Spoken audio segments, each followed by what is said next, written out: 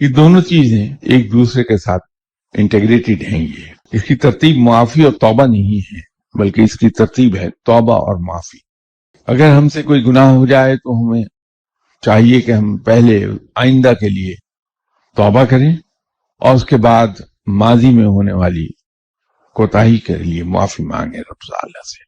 اور یہ توبہ جو ہے کوشش کی جائے کہ پھر ٹوٹنے نہ پائے. رب تعالیٰ بڑا غفور الرحیم ہے، وہ معاف فرما دیتا ہے. میں تو یہ گمان رکھنے کو تیار نہیں رب کے بارے میں کہ مجھے وہ معاف نہیں فرمائے گا.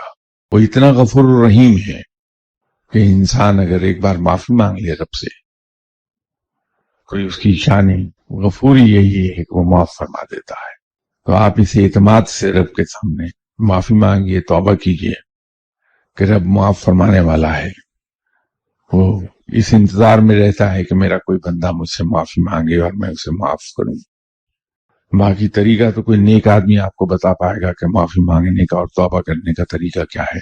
میں تو یہ جانتا ہوں کہ رب میرا مالک ہے، میرا آقا ہے، میں اس کا بندہ ہوں، اس کا غلام ہوں. وہ جانتا ہے کہ نہ میرے پاس علم ہے، نہ میرے پاس کوئی عقل ہے.